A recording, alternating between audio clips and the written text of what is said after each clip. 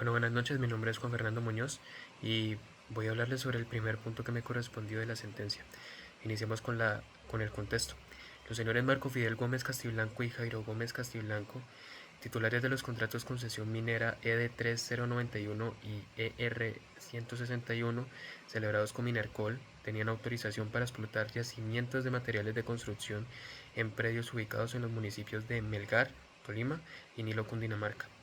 Durante la ejecución del proyecto vial Bosa-Granada-Girardot, la empresa Concesión Autopista Bogotá-Girardot S.A., encargada de la construcción y operación de la vía por contrato con el Instituto Nacional de Concesiones INCO, ocupó y extrajo materiales del área de concesión sin autorización de los titulares ni compensación económica.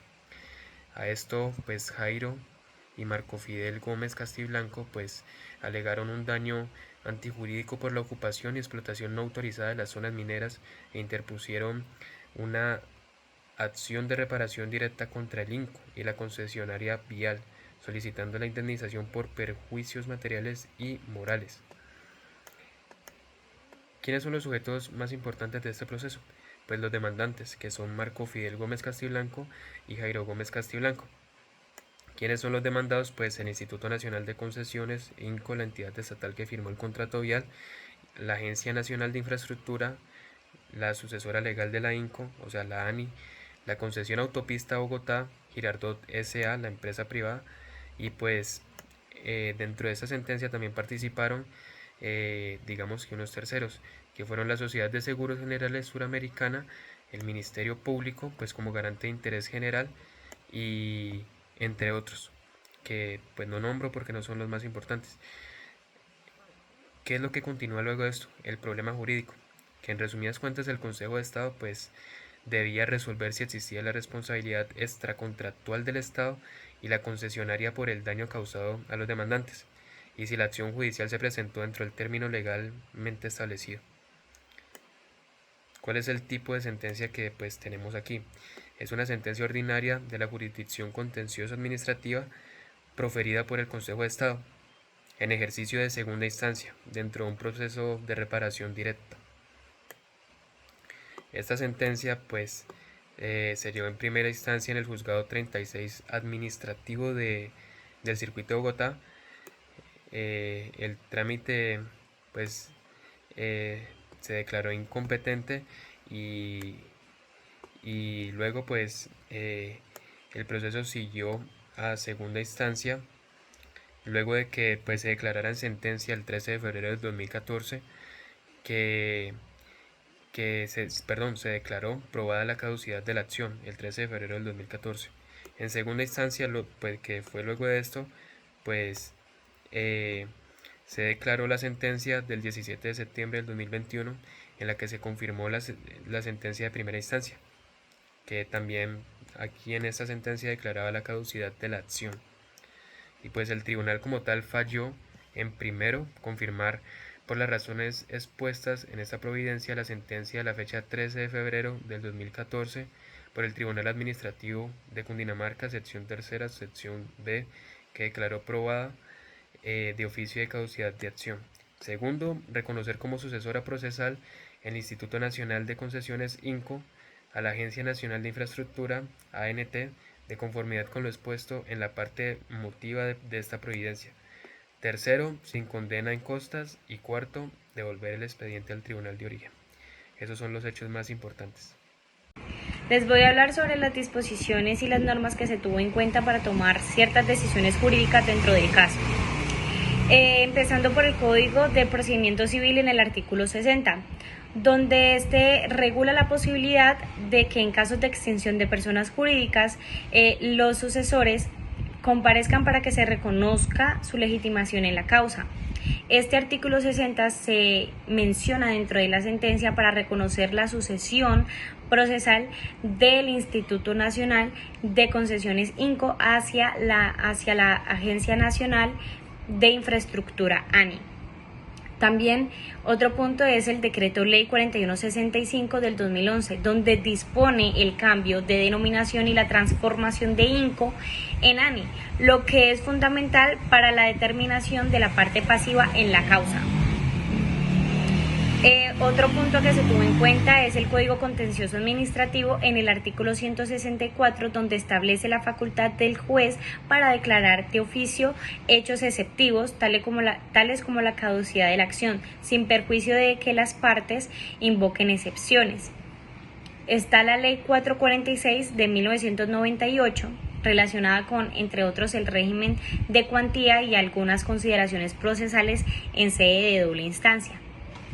Otros puntos sería el Código Contencioso Administrativo en el artículo 136, numeral 8, donde fija el plazo de 2 años para interponer la acción de reparación directa contados a partir del día siguiente de la ocupación, sea esta temporal o en ciertos supuestos como se tenga conocimiento posterior del hecho dañoso.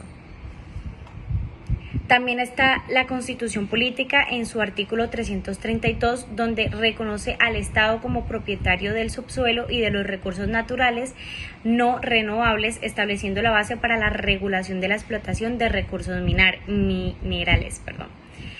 Códigos de minas en el artículo 14, donde regula la constitución, declaración y prueba de los títulos mineros para la explotación de minas de propiedad estatal, lo que fundamenta la naturaleza de los contratos de concesión minera.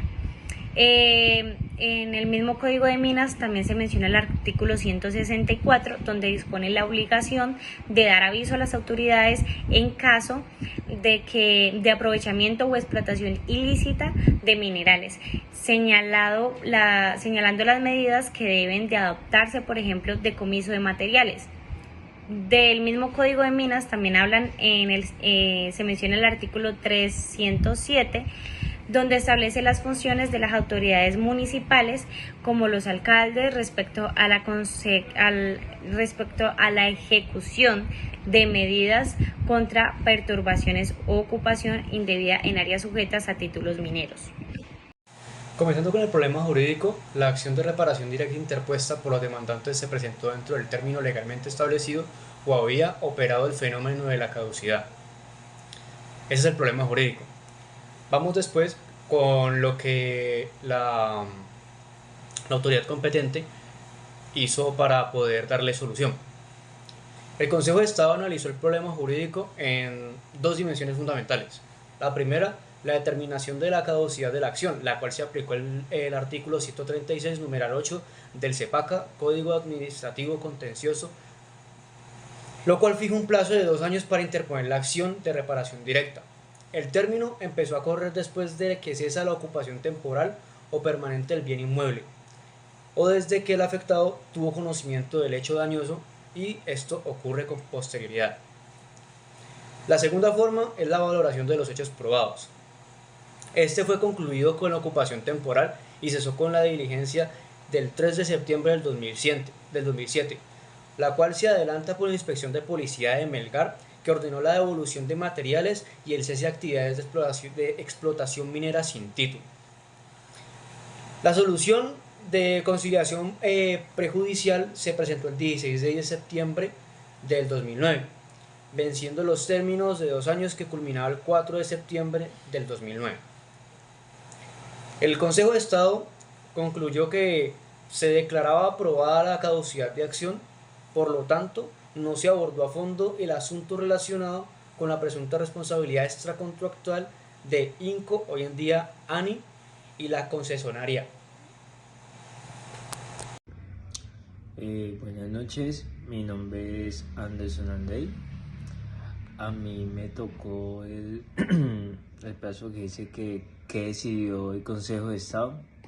Bueno, el Consejo de Estado decidió confirmar la sentencia por el tribunal, o sea, ellos confirmaron la sentencia del Tribunal Administrativo de Cundinamarca que declara la caducidad de evasión.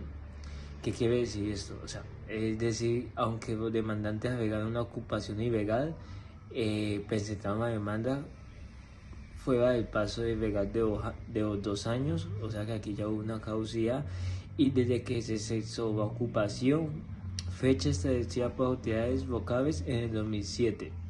La demanda se presentó en el 2010, cuando el término ya había vencido.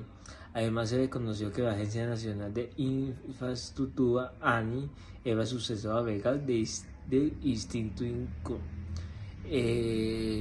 Pues, ¿cómo se tomó esa decisión o cómo explicar los puntos clave de esta? Fue que, o sea, la ocupación no fue, ¿cómo se puede decir? La ocupación no fue por siempre, sino que fue una ocupación temporal y no permanente, como decían los demandantes. También se aplicó la caducidad en el artículo 136, que se cuenta desde la cesación de la ocupación. Su actividad ante los alcaldes de Nido y Melgar sirvió para demostrar. Y pues este tipo de las decisiones administrativas casi siempre no condenan en contra, como si hacemos de la seguridad social o laboral. También podemos ver que ella también explica un poco qué pasó, o sea, da como un punto de vista qué pasó. Los demandantes tenían 2 contratos de cesión minera otorgados por Minercor para explotar materiales de construcción en los municipios. Según ellos, durante la construcción del proyecto Vía Bosa Ganada, la empresa concesionaria ocupó parte de área de sus títulos minero y extranjero material sin autorización, impidiendo desarrollar su actividad minera. Solicitaron una indemnización por daño emergente, lucro cesante y provisión morales. Y pues como ya lo expliqué, o sea, esto fue totalmente presentado, pues no fue el tiempo que era totalmente establecido por la ley, sino que fue presentado como 2 años después y por eso se aplicó la caducidad. Más de eso también el Tribunal Administrativo de Bogotá de Cundinamarca, qué pena, confirmó la sentencia diciendo que esta ocupación no fue permanente, sino que también fue temporal. O sea que ahí podemos deducir que hay 2 decisiones, el cual puede ser denegado en el derecho a este tipo de personas, y más que pidan daños morales, pues como tal estudiantes de derecho no veo por qué pedir daños, sabiendo que es que no fue permanente, sino que fue esta temporada y no tengo pues como tal. Entonces eso como que sería todo y ya.